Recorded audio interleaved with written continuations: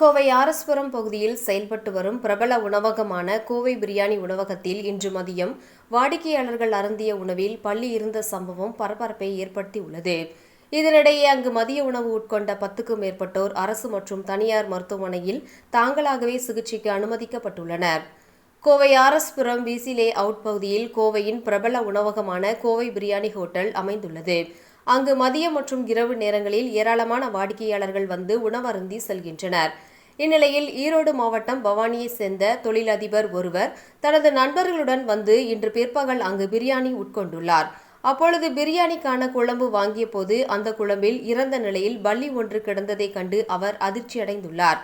இதையடுத்து பல்லியை காண்பித்து உணவக ஊழியர்களிடம் முறையிடவே உணவக ஊழியர்கள் அதனை சாதாரணமாக எடுத்துக்கொண்டு பல்லியை அப்புறப்படுத்த முற்பட்டதால் ஆத்திரமடைந்த அவர் உணவக ஊழியர்களிடம் வாக்குவாதத்தில் ஈடுபட்டார்.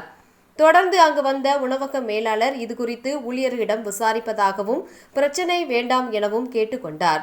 இருப்பினும் அங்கு உணவருந்தி கொண்டிருந்த மற்ற வாடிக்கையாளர்களிடம் பல்லி கிடந்ததை குறித்து தகவல் கூறவே அனைவரும் உணவு அருந்துவதை விட்டு பாதியில் எழுந்து அங்கே வாந்தி எடுக்க துவங்கியதால் பெரும் பரபரப்பு ஏற்பட்டது.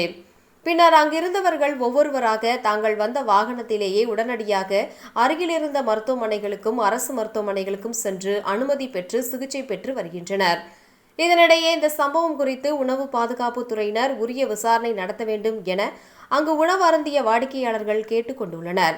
பிரபல உணவகத்தில் பரிமாறப்பட்ட உணவில் பல்லி கிடந்த சம்பவம் கோவையில் பெரும் பரபரப்பை ஏற்படுத்தியுள்ளது.